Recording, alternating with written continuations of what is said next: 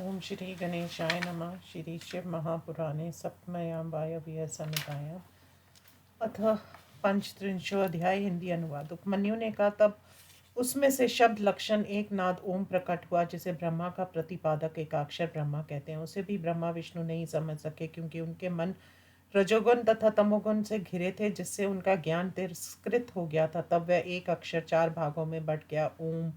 ये तीन अक्षर और आधी मात्रा देखी। उस लिंग के दक्षिण भाग में अ, उत्तर में ओ और मध्य में म और अर्ध मात्रा रूप नाद लिंग के सिर पर सुना जाता है। उस परम अक्षर प्रणव के बट जाने पर वे दोनों देव उसके विभाजन के अर्थ को नहीं समझ सके। वे ओंकार देव वेद रूप से व्यक्त होकर विकार को प्राप्त हुआ। उसमें आकार ऋग्वेद, उकार, यजुर्वेद, मकार, सामवेद और नाद अथर्ववेद था।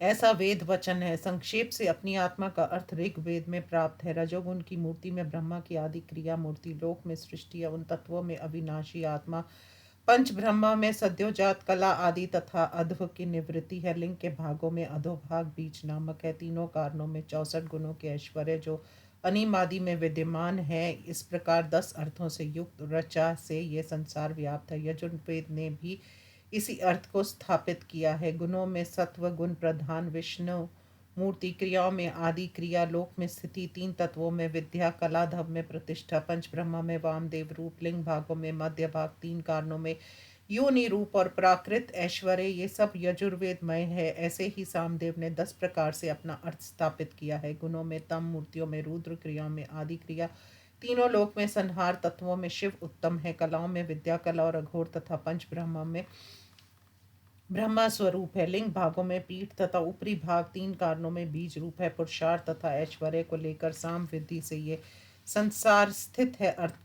अथर्वा ने भी कहा है कि आत्मा का निर्गुण ऐश्वर्य होता है। सदाशिव मूर्तियों में महेश्वर की मूर्ति निष्क्रिय परमात्मा, शिव की क्रियाओं में प्राणियों पर अनुग्रह करना, जिससे प्राणी मुक्त हो जाते हैं। लोकों में भी जहाँ मन के साथ वाणी निवृत्त हो जाती है, उसके ऊपर उन मन लोक से अलौकिक सोमलोक है, जहाँ उमा के साथ सदा ईश्वर निवास करते हैं।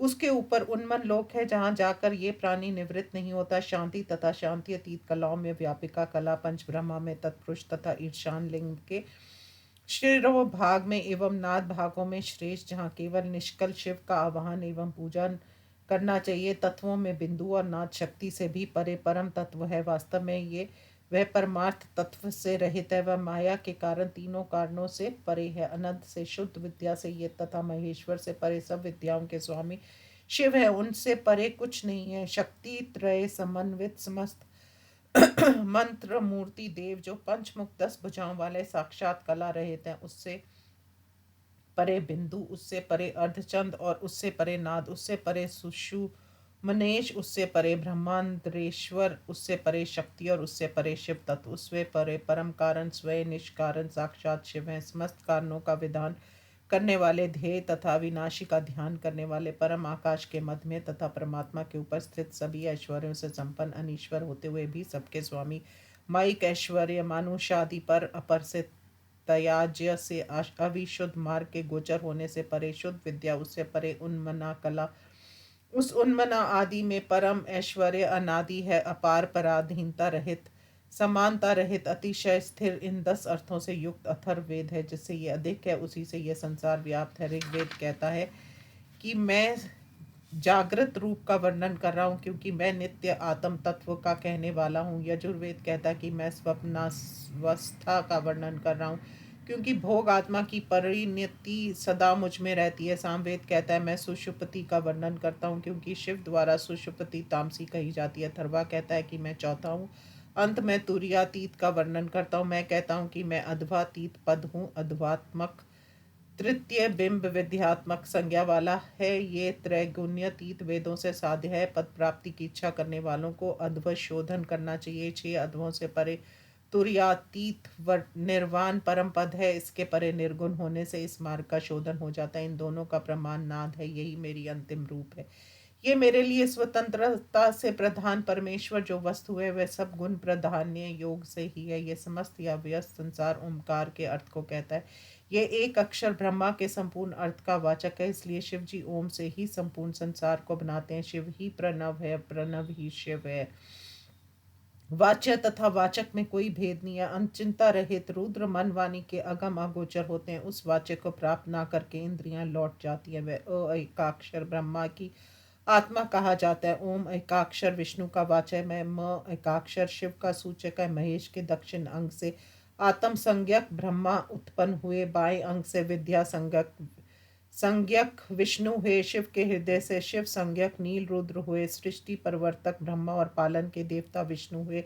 संहार तथा दोनों के ओर नियम में रखने वाले रुद्र हुए। इसलिए ये तीन संसार के कारण कहे जाते हैं और इन तीनों के परम कारण शिव हैं। इस अर्थ को ना जानकर रजोगुण के कारण वैर किए हुए तुम दोनों को समझाने के लिए बीच में ये लिंग उपस्थित हुआ। इस प्रकार अथर्ववेद ने मुझे ओम कहा था।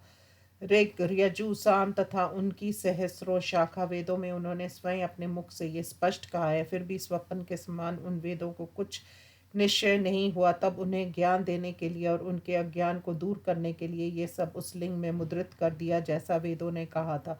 तब उसे लिंग में मुद्रित देखकर शिव की कृपा से उन देवताओं का मन शांत हुआ और उन्हें ज्ञान प्राप्त हुआ। उत्पत्ति विनाश षड्धव की यथार्था उससे परे परम धाम और उस धाम वाले पुरुष को जो सबसे उत्कृष्ट ब्रह्मा निष्काल ईश्वर पशुपाश से में इस प्रपंच के स्वामी सब ओर से भय रहित वृद्धि श्रेय से हीन अविनाशी बाहर भीतर व्याप्त तथा बाहर भीतर से रहित सबसे अत्यंत परे विश्व तथा लोक से विलक्षण लक्षणहीन निर्देश से रहित मनवानी के आगोचर प्रकाश स्वरूप एक रस शांत प्रसन्न सदा उदित समस्त कल्याणों के स्थान वैसे ही शक्ति से युक्त विरूपाक्ष देव को जानकर ब्रह्मा और नारायण अंजलि के माथे पर लगाकर डर कर कहने लगे। ब्रह्मा जी ने कहा, मैं ज्ञानी या अज्ञानी जैसा भी हूँ, हे देव मुझे अपना ही बनाया है, आपने ही बनाया। मैं ऐसे भ्रम में पड़ गया, इसमें किसका अपराध है। हे प्रभु, आपके समीप रहने पर भी मेरा यह ज्ञान भले ही रहे। निर्भय होकर अपने पराये कृत्य को कौन कहेगा। हम दोनों का देव देव के साथ ये विवाद भी अच्छा ही है, क्योंकि आप जैसे स्वामी के चरण हमें प्रणाम करने को मिले। विष्णु जी ने कहा, आपके महिमा के अनुरूप स्तुति करने की शक्ति मेरी वाणी में नहीं है। प्रभु के सामने कर्तव्यों के प्रति चुप रहना अनुचित है।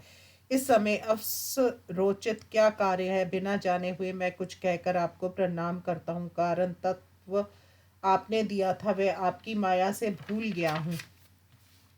मोहित होने तक तथा अहंकार में आने पर आपने मुझे फिर शासित किया। हे ईश्वर, अधिक कहने से क्या लाभ है। मैं डर गया हूँ। जो अपरिय में मैं जानना चाह रहा हूँ। हे शंकर, आपने महादेव को भयभीतों का दुख नाश करने वाला कहा है, इसलिए मेरी भूल को क्षमा कीजिए।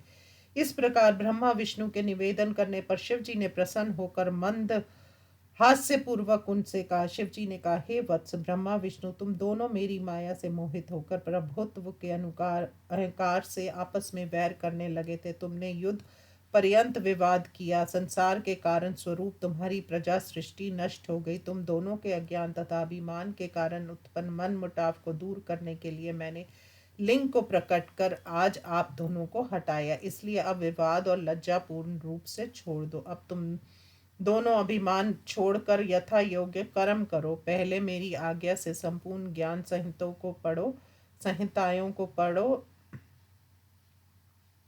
जो कारण तत्व की सिद्धि के लिए मैंने तुमको दी है। उसमें सूत्र नामक जो पंचाक्षर में श्रेष्ठ मंत्र रतन है, मेरे द्वारा उपदिष्ट तुम सब आज तुम भूल गए हो। अंत में पहले की भांति पुनः तुमको देता हूँ। तुम मेरी आज्ञा से कार्य करो, क्योंकि उसके बिना तुम दोनों सृष्टि रक्षा में समर्थ नहीं हो। नारायण तथा ब्रह्मा से महादेव ने ऐसा कहकर उन दोनों को ज्ञान संहिता के साथ मंत्र राज का उपदेश दिया। वे दोनों महेश्वर की उत्तम एवं दिव्य आज्ञा को पाकर महार युक्त मंत्र रतन और संपूर्ण कला को पाकर वे दोनों देव देव के चरणों में दंडवत प्रणाम कर आनंद मग्न तथा भय रहित हुए। इस समय आश्चर्य रूप इंद्रजाल के समान ईश्वर का वह लिंग अंतर ध्यान हो गया और उन्हें नहीं दिखलाई दिया। तब हाहाकार करके विलाप कर तत्काल प्रेम के भंग होने से क्या ये घटना असत्य थी, ये ऐसा परस्पर कहकर शिव के अचिंत्य वैभव को